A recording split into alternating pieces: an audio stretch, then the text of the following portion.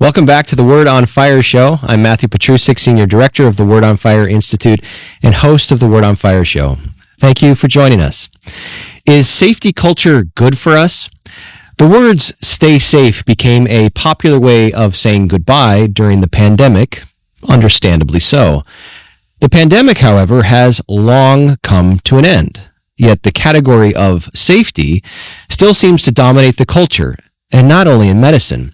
Terms like safe spaces, trigger warnings, harm reduction, microaggression, emotional well-being, and fragility are dominating the governance of many institutions, including K-12 schools, higher education, corporate human resource departments, NGOs, and even governmental agencies. At the same time, this hyper-focus on safety does not seem to have had any positive effect on most people's lives. In fact, by some measurements, our society is more physically compromised and mentally delicate than ever. The connection between promoting safety and seeing actual improvements in mental and physical health, in other words, seems more complex than it may initially appear. Today, to discuss the contemporary embrace of safety and how it does and does not overlap with a Catholic understanding of the individual and common good, is Bishop Robert Barron.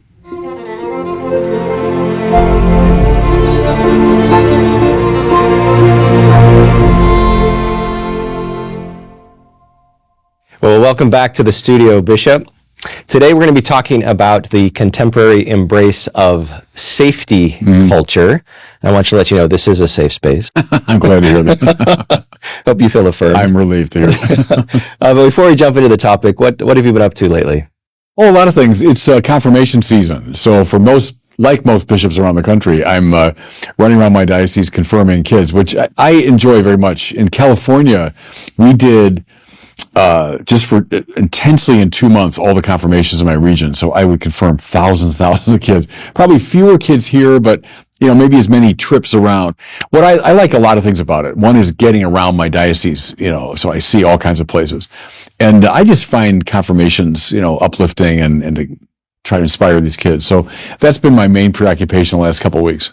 Oh, that's beautiful. All right, so let's then move into, is safety culture good for us? Now, some may hear the title of this show and think, well, obviously, who in the right mind would critique safety? But as our viewers know, so much depends upon the specific definition we're using. Yeah. So to start off, let's get into that definitional level. If you could inhabit the secular mind, what do you think the secular mind conceives of when it thinks of safety? Well, I think maybe the dictionary definition, something like the state of being protected from suffering and from danger and from risk. That's safety. And as you say, obviously that's a good thing. Who's against safety? If you got a choice, sure, I'm going to opt for for safety over danger, in a purely abstract sense. The question, I think, Matt, is how we prioritize things. So is it of value? Sure, it's of value, but values are always arranged hierarchically. Now, maybe we'll get into that later, but I think that's something missing very much in our society is a sense of a hierarchy of value. Is safety the highest value? Absolutely not, it seems to me. It's of value, but not like the supreme value. And upon that distinction, a lot depends. We'll move later in the show to looking at it, how Catholicism in particular might conceive of safety and put it within that hierarchy of values. But it seems even at the outset that in order to get a good definition of safety, we're going to have to sort of move into the anthropological level and ask, what is a human person? What's the nature of the human good? Yeah. And, some may hear that kind of language and roll their eyes thinking, it's so obvious what safety is. Why do we have to go to that abstract level? But can we really avoid it? No, and you're right in suggesting the good. So I use the language of value, but good is the same thing really. What is the good for us? And there's a range of goods arranged hierarchically under the aegis finally of the summum bonum, the highest good, which is God. And so, as you suggest, a healthy Christian anthropology has a sense of the human being in freedom and intelligence seeking goods and values, ultimately the highest good of God, and then arranging one's moral life in terms of these goods to be sought. Now, to kind of cut to the chase, sometimes pursuing certain very high goods involves danger, involves risk. If I say, oh, safety, that's my summum bonum, that's the highest good, well, come on. Then I'm going to live a very dull life, actually, and a life that's not morally compelling. It seems that the secular conception of safety, and one way to put it might be sort of utilitarian, sort of the highest good is to avoid suffering at all costs, both mental suffering and physical suffering. And so whatever helps us to avoid that suffering is good, and whatever doesn't help us is bad. What do you think about that sort of utilitarian assessment? Yeah, well, it, again, gets the goods wrong. It gets the goods in the wrong order. The highest goods, recognized by even the classical philosophers, the virtues, these things that habituate us toward the accomplishment of certain moral excellences, those are the high goods. But then I push it even further. When you bring God into the picture, there's a summum bonum beyond even those, and the virtues are meant to order us to those. We would speak of the theological virtues. So you get the faith, hope, and love, which order you to God very directly. So all of that takes precedence over mere, let's say, physical, or even psychological safety. In the service of those goods, some of our greatest people have accepted very dangerous conditions, right? Look at the martyrs as the limit case, I suppose. But when you put safety at that top, everything will get skewed. The whole system will begin to collapse. Another way of getting at the distinction here is to ask, is the difference that we're going to be looking at with the Catholic conception one of degree or kind? So is the critique of the secular conception of safety that it's got the right idea, it just takes it too far? Or does it actually have some wrong-headed ideas about what safety is? Yeah, no, I think you're quite right in suggesting it's grounded in a faulty anthropology. It's very reductive anthropology. Once you accept the reality of the soul, you accept the reality of an aspiration toward goods that transcend even this world. I mean, pure moral goods, pure moral achievement. You're beyond, I just want to keep myself safe, either physically or psychologically. You've moved into a different space. Indeed, you're right, qualitatively different moral space. And it's the collapse of that sense of the objectivity of the moral in a way that's led to all this. Because, look, we can all agree, I suppose, anyone, from believer to atheist, everyone in between, that, well, yeah, doing harm to your body, that's a bad thing. But if that's all we can agree on, then what we're left with is this regimen of safety as a supreme value. But if this higher moral world opens up, well, then it relativizes those concerns. So you're right. That's the issue. It's an anthropological issue. So there's a well-known social critic and journalist. Her name is Abigail Shrier, and she recently published a book called Bad Therapy: Why Kids Aren't Growing Up. And the basic argument of the book is that we're actually doing more harm than good to children by shielding them from sort of the normal pains of mental and physical pains of life. So let me read a sort of representative quote and then get your take on it. She's particularly critical of what she calls the mental health industry. She uses the word industry. And she writes, this is the quote, "By feeding normal kids with normal problems into an unending pipeline, the mental health industry is minting patients faster than it can cure them. The mental health experts have trained kids to regard themselves as disordered. They talk of wellness while presiding over the downward spiral of the most unwell generation in history." So, Bishop, do you think there's any merit to her critique of the industry, the mental health care industry, she calls it? Yeah, I do think there's merit to it. It's a strong critique, and I don't know her thought well enough to say I utterly subscribe to it, but the instincts there, I think, are really right. The danger is if we are trying to protect our kids at all costs from suffering and from risk and from trial, they will not grow up. That's true. In a way, education in all of its dimensions is a kind of steady exposure to risk, right? Not crazy, but a steady exposure to risk so that you can take the next step. Think of that stuff from the ancient myths about leaving the familiar and moving into the unfamiliar. That's always risky. And that's true intellectually, psychologically, and physically. If I'm going to grow up, I got to move out of the safety of the space I'm in psychologically and risk new ideas, new experiences. I think that in the course of my lifetime, the riskiest moments have been the most kind of interesting and intriguing. Whether as a little kid going to my first baseball practice or my first day of school, right. You're leaving something you're familiar with. It's very anxiety producing, but because of that, a whole world opened up. And my parents knew enough to say, well, yeah, you got to go through that door and it's going to be a little painful. Well, now extrapolate from that to wider and deeper issues that we're facing that all the time. I would say too, as a Christian, what's the ultimate risk is death itself. There's a door we all have to go through. That's not to be avoided at all costs, but rather seen as an invitation to a higher and deeper life. So I do agree with the instinct that says, preventing kids from experiencing risk and pain and suffering. That's a really dangerous perspective. It's that corny. I remember as a young guy seeing this poster, but it's the instinct is right. That a ship is safe in a harbor, but it's not meant for a harbor. Right. The ship is meant to sail out onto the dangerous seas. So yeah, that ship will never be damaged as I keep it in the harbor. Actually, it will. I mean, that's the thing. Actually, it will be. It's true of automobiles, isn't it? As little as I know about automobiles, but a car that's not driven is a car that will go bad very quickly. And actually, it's the driving of the car. The same with our bodies. The same with our psyches. Psyches and bodies that are kept safe actually will deteriorate. And it's the constant risk of something new and fresh and a little bit dangerous that will call us into deeper life. So a risky approach to life, not crazy risky, but a willingness to embrace the new, the different, the dangerous, the fresh, the unusual. That's a key to flourishing, isn't it? Yeah, and there's very strong empirical research now that shows everything that you're saying. In fact, that our brain isn't even capable of learning in a long-term sense without some kind of risk and danger involved. Right, and so if we're we're putting bubble wrap around everybody all the time.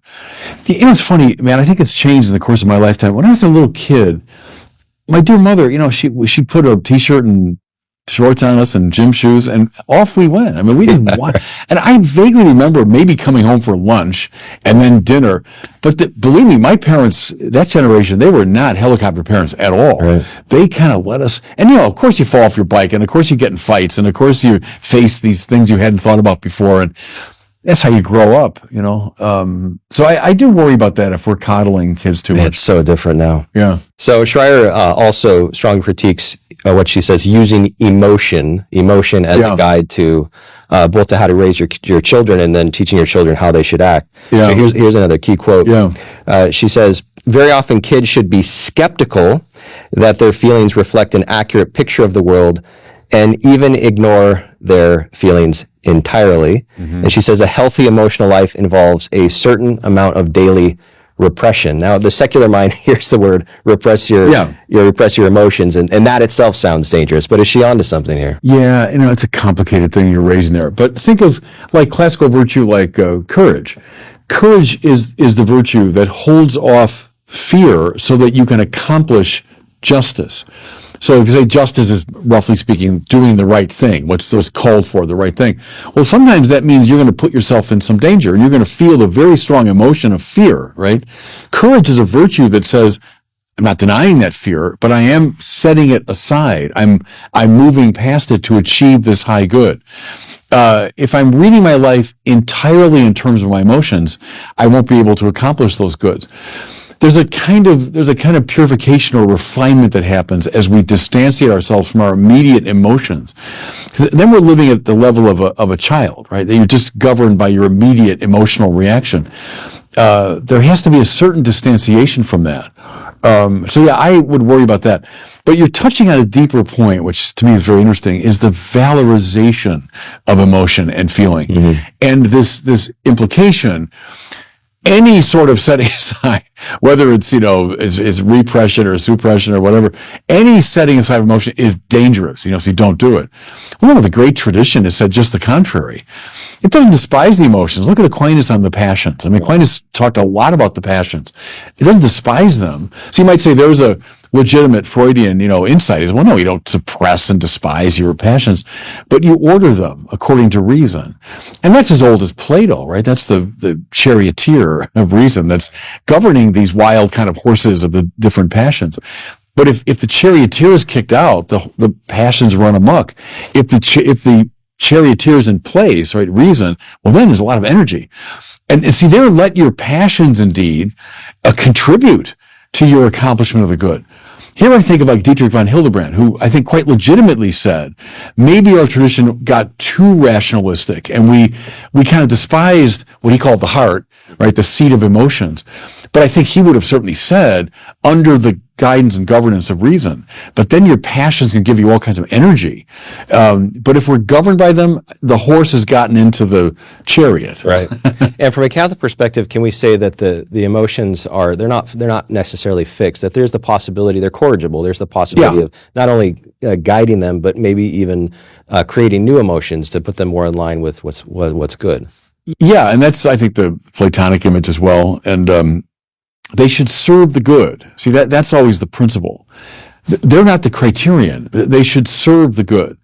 If they contribute to my understanding of the good. Now, there I go back to someone like Martha Nussbaum at your old school. And I think she's right about this. She's like William James, that there is a cognitive value to emotion. Right. Sometimes our emotions can tell us truths that our minds don't quite get. I think that's right. So I'm not despising emotions, but all of it should be in service of the good and my pursuit and attainment of the good. If the emotions start running the chariot and deviating me from the good, now I got a problem. So people who are skeptical of the Catholic view of reality maybe listen to the conversation up to this point and say, okay, I can see that maybe we've taken it too far, safety with regards to psychological and emotional well-being, but physical safety, that's categorically different, and it still makes sense to pedestal physical safety as our higher good. What's the response to that? Again, it's a good, but it can't be the highest good. So, Aquinas and the great natural law tradition would talk about, self-preservation. Life is a good. Physical life is a good. Protecting it, obviously, is a good. And so, sure, in that sense, it's something to be pursued. But it's arranged hierarchically. Because if my physical safety were the supreme value, I'd never talk about martyrs. And we honor and reverence our martyrs. We never talk about saints who put their lives at risk to achieve certain goods. I'd never valorize even a soldier, the courage of a soldier on a battlefield. Why would he be honored? I'd say that guy's an idiot. Why is he exposing himself to that much danger? So it can't be the summum bonum. See, I think, Matt, that's a very important thing for everyone to think about. First of all, to name what is the summum bonum in your life, because I think the Bible again and again and again is testing us. It's asking that question. Hey Lord, I'll follow you, but first, let me bury my father. I mean, look, I'm a family man, and here's this very family-oriented society, ancient Israel. Jesus, let the dead bury their dead. Now, is he being cruel and unkind? No, it's a typical biblical move to say, yes, the family is great, but it's not the summum bonum. I'm the summum bonum, Jesus is saying. Abraham and Isaac, Abraham, Isaac, your son, whom you love, your beloved, Isaac. Well, I'd like you to sacrifice him to me. Well, it was always being emotionally manipulative. No, it's a typical biblical, it's a test. What's your summum bonum? So that's a really good exercise. Or, I use the example of my hero, Thomas Aquinas, when the Lord says, what do you want? I'll give you any reward you want. What do you want? That's a test. It's a summum bonum test, right? So if Thomas said, I want to be the most famous theologian in the world. I want to be the richest man in the world. Get me out of this lousy Dominican friary and into a castle, Well, then you'd know, okay, that's his summum bonum. But when Thomas said, non nisi te domine, I'll have nothing except you. Okay, now I got it. And see, then you're clear. Then you're right. If God's the summum bonum, then the various worldly goods will arrange themselves in proper relation to the summum bonum, and the worldly goods themselves will fall into a right hierarchical arrangement. But see, I think that has been lost. That's one of our big problems today, is people don't have a sense of a moral structure. And so, of course, I'll cling to my safety or what I want. My will becomes the summum bonum. Man, does the Bible know about that, by the way, all the time. Mm-hmm. That's called grasping of the tree of the knowledge of good and evil, is that I become the criterion of good and evil. I'm the summum bonum around here, And then Nietzsche, well, you got your summum bonum, I got my summum bonum. In fact, it's my heroic will against your heroic will. What are you left with but this warfare beyond good and evil? When Hobbes, as you know, explicitly says there is no such thing as this highest good that the ancient philosophers talk about, what are you left with? The war of all against all. Right. That can only be tempered by, a totalitarian state. So this is not an abstract problem. This is not some little idle thing for philosophers to speculate about. This is a really serious matter of knowing what the summum bonum is and how to arrange the goods around it. And is it accurate to say both that there must be a summum bonum in every human being's life, and there can only be one? Yes, and I find a very intriguing part of Aquinas' Summa that he has the famous 5 arguments for God, right. But there's an implicit argument in the beginning of the Prima Secundae when he asks just that question. And he's dead right about this, is any act of the will, so even our sitting here right now talking, if you do a little analysis of like, okay, why are we doing this? Well, we're doing it because it's part of my Word on Fire ministry. Well, why is that important? Well, because Word on Fire is meant to announce the gospel. Well, why is that important? With any act, you just keep going out until you find, I'm doing it because it's good. That's the good. And if you can't end it that way, you got the infinite regress problem. And then there is no explanation. We're just here bazooing for no apparent reason. See? So it has to be grounded finally in a prime mover of the will, of a final cause that's luring the will. And everyone's got that. So Aquinas would say, everyone is, in fact, being motivated by God, but they might have mistaken ideas about, who God is. They think it's wealth or power or something. Mm-hmm. But that's a very important spiritual move. Everyone's got, Paul Tillich called it the ultimate concern. Mm-hmm. What concerns you ultimately, that's God for you. The point is trying to get the true God in that place of ultimate concern. We'll move with our remaining minutes here more deeply into the Catholic tradition, the theological tradition. But before we do, how do we assess this claim, coming primarily from the secular world, that speech itself can make us unsafe because speech is a form of violence? Well, no one doubts that speech can be violent. I mean, if I'm attacking someone, I'm going after can speech be wounding to people? Sure. I mean, I've been wounded by people's speech. So that's, I think, true. It's a kind of a commonplace to say that. The danger is when you press that thing the way it's being pressed today, something like rational conversation is obviated. Mm-hmm. Right? So if I'm saying something that you find disagreeable, and therefore I can't say it's offensive to me or it's off-putting to me, well then rational conversation breaks down. When rational conversation breaks down, what are we left with? The Nietzschean or Hobbesian world of the all against all. We have just competing wills. And so it's very dangerous. If you're concerned about violence, you should be very concerned about the integrity of speech. When you start saying, speech itself is violent, that's the invitation to real violence, it seems to me. Mm. So the breakdown of conversation, and again, I've used Aquinas. Thomas, who in the literary text that we have, dialogues with a whole range of people, right? Ancient philosophers and scientists, his medieval contemporaries, Islamic scholars, Jewish scholars. Great.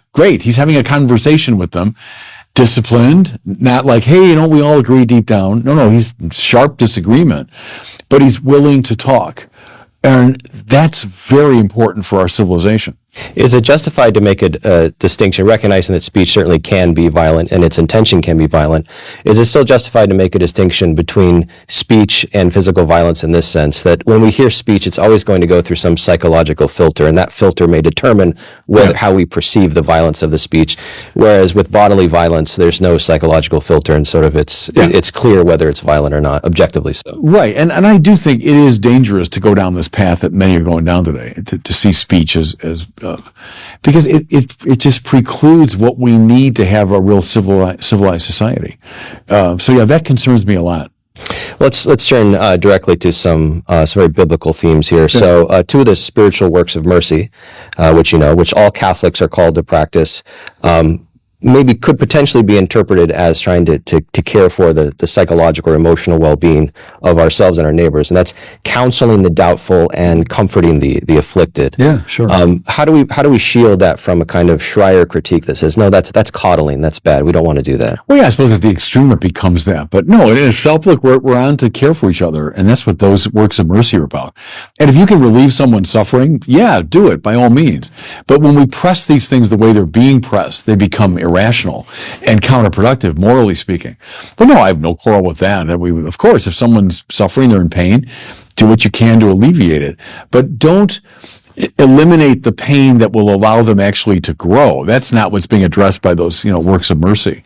It's like when you talk to someone who's going through a real doubt psychologically or theologically, great. That's a kind of pain that might lead them, and counseling the doubtful might be, using that as an opportunity to help them grow. So I just make that distinction, I suppose. And as you also know, the cardinal virtues are justice, prudence, temperance, and fortitude. And for this context, we might also add the theological virtue of love. Where would you locate safety within those frameworks, if at all? Yeah, see, I would put it further down, and I prefer to start there. The way I look at those is justice, you might say, is the central one, because justice is doing the right thing, right? Rendering to each his due. So what's called for morally in the moment. Now, to hold off external threats to that, I need courage, because there might be external threats to say, no, don't do the just thing. To hold off internal threats to it, I need temperance. So I might have something in my interior life that's keeping me from doing the right thing, my own lusts or my own disordered passions. So I need temperance to hold those off. Then I finally need prudence to tell me, okay, concretely, how do I do the right thing in this situation? Well, now, where does safety fit in there? I don't know if it's in that mix that much, because if I'm prioritizing safety, I think that whole process gets interrupted. Right? I won't do the right thing because it's too threatening to me. Courage, well, heck, I protect me, right away. I'm not going to call forth courage. So put it in the hierarchy of values, but much lower than those, for example. And finally, Bishop, what does Christ crucified, Christ on the cross, teach us about safety? I used that line. I was in Lisbon last summer for World Youth Day, and I gave a talk to the kids. There were like 15,000 kids in this big field. And it kind of came to me as inspiration at the end of the talk, where I just said, I know you guys hear a lot about safety, to safe space and be safe. And there was a crucifix, up there in the sanctuary. And I said, take a look at this.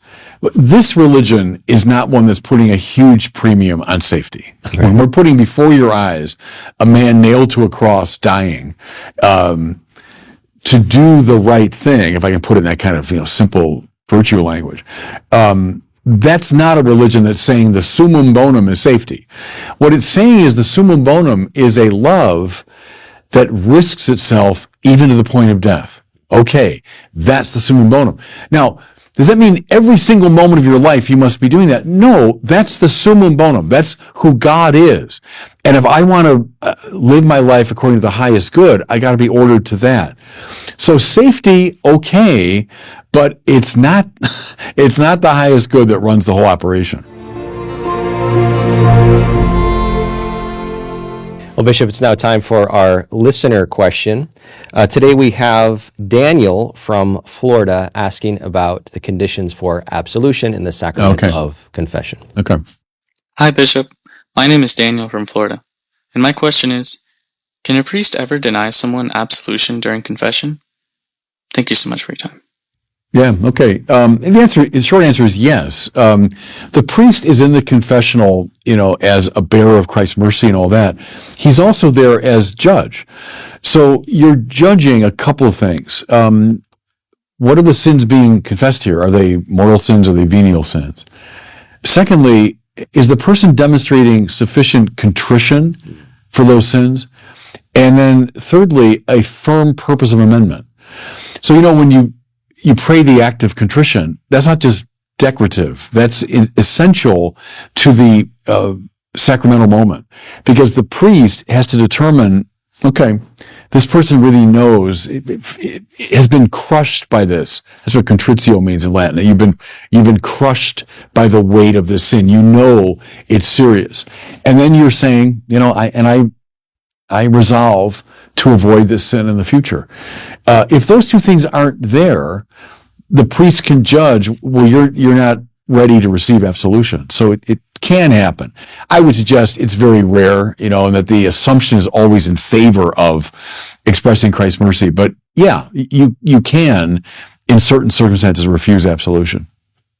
Well, thanks so much, Daniel, for reaching out to us. If you'd like to ask Bishop Barron a question for a future Word on Fire show, please visit askbishopbarron.com. That's askbishopbarron.com and submit your question there. Bishop, that's all the time we have for today. Thanks for joining us again in studio, and I look forward to next time. Always joy to be with you. Thanks, man. That does it for us today. Thanks for joining us on the Word on Fire show. If you're interested in learning more about how Word on Fire can help you grow closer to Christ, become a better evangelist with and for others, and work for the common good, consider joining the Word on Fire Institute. Check us out at institute.wordonfire.org. That's institute.wordonfire.org.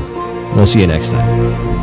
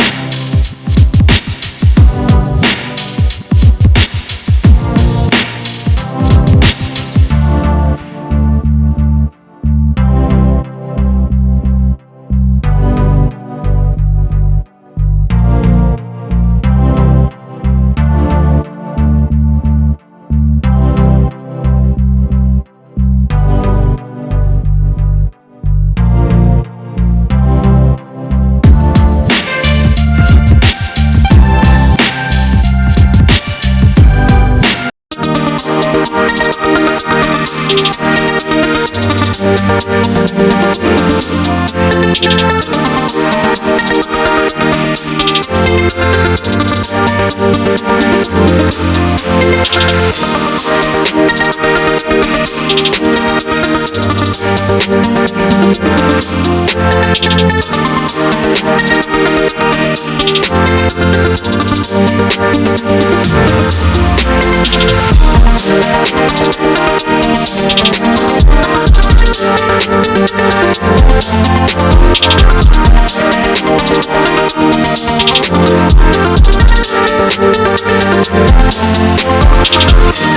back.